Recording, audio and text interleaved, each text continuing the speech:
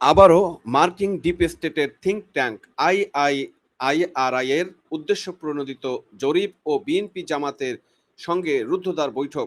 শেখ হাসিনার ঐতিহাসিক প্রত্যাবর্তনের ভয়ে মার্কিন থিঙ্ক ট্যাঙ্ক ও বঙ্গীয় অনুদাস মিডিয়ার নয়া ষড়যন্ত্র, ৬২% সন্তুষ্টির ভুয়া বয়ান, ডিপ স্টেটের গোপন নীলনকশা ও জনবিচ্ছিন্ন জোটের আন্তর্জাতিক দেউলিয়ত্ব নিয়ে আমরা আজকে কথা বলবো। কথায় বলে বা একটা প্রবাদ আছে, ডাল মে কুচ কালা হয়, কিন্তু আজ শুধু ডালে কালো নেই, পুরো হাড়িতে কুচকুচে কালো এবং ষড়যন্ত্রের ধোঁয়ায় আচ্ছন্ন। ওয়াশিংটন ভিত্তিক তথাকথিত সংস্থা ইন্টারন্যাশনাল রিপাবলিক ইনস্টিটিউট আইআরআই তাদের ওয়েবসাইটে ৫৭ পৃষ্ঠার একখানা মহা রিপোর্ট প্রকাশ করেছে। তাদের এই জরিপ দাবি করেছে বাংলাদেশের ৬২% মানুষ নাকি বর্তমান রাজনৈতিক গতিপথ ও গণতন্ত্রের অবস্থায় বেজায় সন্তুষ্ট। অথবা তার দিকে তাকালে কি দেখা যায়? বাজারে চালের কেজি ৮০ থেকে ৯০ টাকা, কাঁচামরিচ ৪০০ টাকার উপস্থিতি বলতে কিছুই নেই। আর অন্যদিকে তাদের নিজেদের এমপি মন্ত্রীরা প্রকাশ্যে বলছেন ৬ মাসে সবাই মিলে খেয়ে ফেলছে। কিন্তু সেই চরম অরাজকতার দেশে বসে আমেরিকার এই ডিপ স্টেটের থিঙ্ক ট্যাঙ্ক এসে আমাদের বোঝাচ্ছে দেশের মানুষ নাকি সুখে আটখানা হয়ে ভাসছে। কিন্তু আসল রহস্য তো এই জরিপ পাতায় নয়, আসল রহস্য লুকিয়ে ৯ আগস্টের ঘড়ি কাটায়। একদিকে মিডিয়া দিকে ভুয়া জরিপের ঢাকঢোল পেটানো হচ্ছে, আর ঠিক একই দিনে সকাল ১১টায় গুলশানে বিএনপি কার্যালয়, দুপুরে ৩টায় মগবাজারে জামাতের অফিসে গিয়ে আইআরআইর উচ্চ পর্যায়ের দল রুদ্ধদ্বার বৈঠক করছে। আর আমাদের দেশের তথাকথিত স্বতন্ত্র মিডিয়াগুলো সেই ৬২ ভাগের খবর ফলাও করে ছাপলো বিএনপি জামাতের সাথে আমেরিকান প্রতিনিধিদের এই গোপন আতাতের খবর বেমালুম চেপে গিয়েছে বা গোপন করে গিয়েছে। সুপ্রিয় দর্শক, আজকে আমাদের প্রশ্ন, নয়াদিল্লি থেকে যখন জাতির পিতা বঙ্গবন্ধু শেখ মুজিবুর রহমানের কন্যা স্বদেশে ঐতিহাসিক প্রত্যাবর্তনের বজ্র কঠিন ঘোষণা দিলেন, ঠিক তখনকে দৌড়ে এসে বিএনপি আমাদের দরজায় বা দরবারে হাজিরা দিতে হচ্ছে। এই সাজানো জরিপ আর গোপন বৈঠকের পেছনে কোন আন্তর্জাতিক মাস্টার প্ল্যান কাজ করছে? আজ আমরা এর প্রতিটি পরদে করার চেষ্টা করব। আসুন আইআরআই এর এই সাজানো জরিপটি আসল চেহারা আমরা রাজনৈতিকভাবে কিছুটা পোস্টমর্টম করার চেষ্টা করি। দর্শক, স্ক্রিনে দেখছেন মানব জমিন। এই রিপোর্ট দেখে মনে হয় আপনিও আমার মতো হাসবে কাঁদবেন, সে চিন্তা করবেন যে এই মুহূর্তে বাংলাদেশের মানুষ কিভাবে ৬২% সন্তুষ্ট হয়ে থাকে। আইআরআই দাবি করছে তারা নাকি ১৬ মে থেকে ২৪ জুন পর্যন্ত ৫,০০০ মানুষের উপর সাক্ষাৎ নিয়ে এই রিপোর্টটি তৈরি করেছেন। তাদের এশিয়া প্যাসিফিক অঞ্চলের সিনিয়র ডিরেক্টর জোহানা কাউ পরম সুখে মন্তব্য করছেন বাংলাদেশ নাকি ইতিবাচক পথে এগোচ্ছে।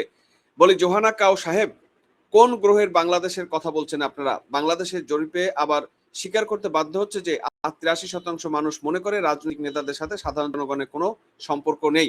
দেশের ৩৩% মানুষ বলছে নাকি দুর্নীতি এখন সবচেয়ে বড় ব্যাধি, আর মাদকের থাবা বেড়ে দাঁড়িয়েছে আগের চেয়ে ৩ গুণ। এই কথা যদি সত্য হয়, এই কথাটি আমরা মূলত ধরতে পারি যে বাংলাদেশের এই অন্যান্য যে অবস্থা সেটা এই পর্যায়ে রয়েছে।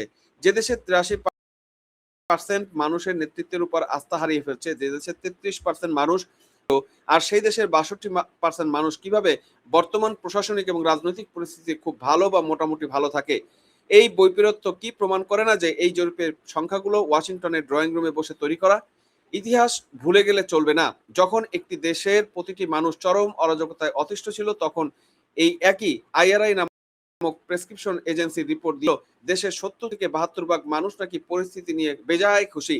তাদের কাজ হলো একটি নির্দিষ্ট রাজনৈতিক এজেন্ডা বা ডিপ স্টেটের সফল করার জন্য গাণিতিক প্রোপাগান্ডা তৈরি করা।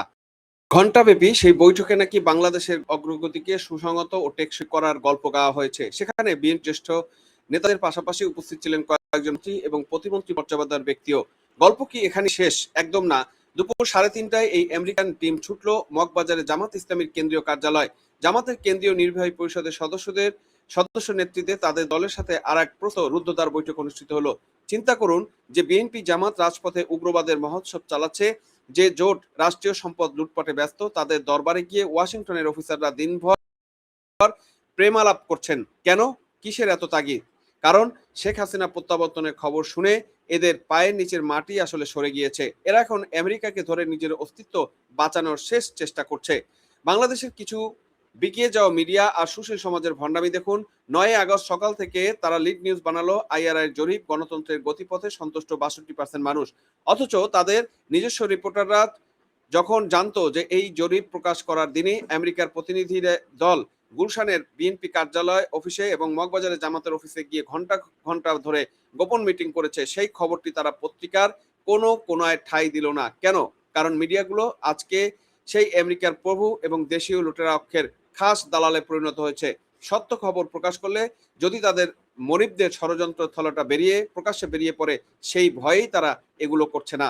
জনগণকে অন্ধ করে রাখার জন্য এই বার্পে ধরা সংবাদ মাধ্যমগুলো কেবল সাম্রাজ্যবাদী প্রভুদের সাজার স্ক্রিপ্ট প্রচার করে যাচ্ছে, কিন্তু তারা ভুলে গেছে আজকে ডিজিটাল বাংলাদেশ সচেতন জন কোনো ভুয়া জরিপ বা বোবা মিডিয়ার প্রোপাগান্ডা বিশ্বাস করে না। দর্শক, আমাদেরকে কিন্তু শেষ পর্যন্ত এই জরিপটি বা এই তথ্যটি জানতে হয়েছে আরেকটি ইন্টারন্যাশনাল মিডিয়া থেকে, নর্থ ইস্ট নিউজ, যেখানে তারা প্রকাশ করেছে যে এই আপনারা খেয়াল করবেন, এখানে কিন্তু তারা বলেছে an international Republic institute IRI team from the US had detailed meeting with a section of BNP and Jamaat Islami leadership in Dhaka. দেখেন, এখানে কিন্তু তারা ঠিকই টাইম সহ এবং কখন কোথায় মিটিং করেছে সেই জিনিসটা কিন্তু একদম বিস্তারিত তুলে এনেছে আমাদের সামনে। অথচ বাংলাদেশের যে তারেক মিডিয়া বলি বা বাংলাদেশের যে দালাল মিডিয়া বলি, তারা কিন্তু এই খবরটাকে ঘুণাক্ষরে প্রকাশ করেনি যে এখানে বিএনপি এবং জামাতের সাথে এই আইআরআই গোপন বা রুদ্ধদ্বার বৈঠক হয়েছে। আসুন পুরো রাজনৈতিক ধাঁধাটি আমরা মেলাই। একদিকে ভারতের সাথে সমঝোতায় ব্যর্থ সরকার দিশেহারা, অন্যদিকে শেখ হাসিনা ঘোষণা দিয়েছেন তিনি দেশে ফিরবেনই। অন্যদিকে দেশের ভিতরে আইন শৃঙ্খলা অর্থনীতির চরম ধস। এই অবস্থায় নিজেদের গা বাঁচাতে কি বিএনপি ও জামাত এনসিপি জোট এখন আমেরিকার কাছে শরণাপন্ন হচ্ছে? আর আমেরিকাও কি তাদের ভূ রাজনৈতিক স্বার্থে সেন্ট মার্টিন বা দক্ষিণ এশিয়ার প্রক্সি রাজনীতি টিকিয়ে রাখতে এই দেউলিয়া দলগুলোকে বাঁচানোর জন্য আইআরআই দিয়ে এই অবাস্তব জরিপ প্রকাশ করছে? এই কথাগুলো আজকে জনগণের মধ্য থেকে বারবার আসছে। তারা ভেবেছিল ৬২% সন্তুষ্টির একটি ভুয়া জরিপ ছেড়ে দিলে দেশের মানুষ চোখ ধাঁধিয়ে যাবে আর শেখ হাসিনা গণজ্বর থেমে যাবে। কি হাস্যকর চিন্তা ভাবনা দেখেন। জনগণের ট্যাক্সের টাকায় প্রাডো গাড়ি আর ১০ লাখ টাকা বেতনের চক্রান্ত করা মন্ত্রী এমপিরা যখন জনগণের মুখোমুখি হতে ভয় পায়, তখন আইআরআই এর মতো 10টা সংস্থা এনেও এদের ডুবান্ত নৌকা বাঁচানো যাবে কি? দর্শক, ওয়াশিংটনের প্রেসক্রিপশনে তৈরি জরিপ আর গুলশান মগবাজারের গোপন বৈঠক দিয়ে 18 কোটি মানুষের ভাগ্য নির্ধারণ করা যাবে না। বাংলাদেশের মানুষ খুব ভালো করেই জানে কারা দেশের উন্নয়ন শান্তির পথে নিয়ে গিয়েছিল আর কারা আজ বিদেশিদের পায়ে ধরে দেশকে সাম্রাজ্যবাদী চক্রান্তের আকড়া বানাতে চাচ্ছে। আইআরআই ভুয়া ৬২ ভাগের গল্প আর অনুদাস মিডিয়ার সত্য গোপনের রাজনীতি জনগণ আতিকুরে নিক্ষেপ করবে অচিরেই। বিদেশি প্রভুদের ভরসায় ক্ষমতায় টিকে থাকার দিন শেষ হয়ে যাবে খুব শীঘ্রই। দর্শক, আপনারা কি মনে করছেন? আইআরআই এই সাজানো জরিপ প্রকাশ এবং একই দিনে বিএনপি জামাত কার্যালয়ে আমেরিকান প্রতিনিধির গোপন বৈঠক কি শেখ হাসিনার প্রত্যাবর্তনে আতঙ্কিত হয়ে গা বাঁচানোর চরম চক্রান্ত নয়? কমেন্ট বক্সে আপনাদের মতামতগুলো আমাদের জানাবেন। ভিডিওটি শেয়ার করে মিডিয়া যে সত্য চেপে রেখে গেছে তা দেশবাসীর সামনে উন্মোচিত করুন। সজাগ থাকুন, বিদেশি ষড়যন্ত্র এবং দেশীয় দালালি রাজনীতির বিরুদ্ধে রুখে দাঁড়ান। বিদায় নিচ্ছি, তবে বিদায়ের আগে সেই বার্তা আবারও দিতে চাচ্ছি। বরাবরের মতো আপনার ঘরে যদি শিশু সন্তান থাকে, বিশেষ করে মেয়ে শিশু সন্তান, আপনার ঘরে যদি টিনেজার ছেলে মেয়ে থাকে অথবা মুরব্বী থাকেন, তাদেরকে বিএনপি জামাত এনসিপি জঙ্গিদের হাত থেকে নিরাপদ রাখুন। কারণ আপনারা দেখছেন দেশে যে ভয়ঙ্কর অবস্থা, প্রতিদিন হত্যা, খুন, রাহাজানি, শিশু নির্যাতন, শিশু ধর্ষণ, নারী নির্যাতন, নারী ধর্ষণ। সুতরাং এর মধ্যে আপনার পরিবারও যাতে এরকম কোনো অবস্থার শিকার না হয়, তাই তাদেরকে নিরাপদ রাখুন এবং সাবধান রাখুন। ধন্যবাদ সবাইকে সাথে থাকার জন্য।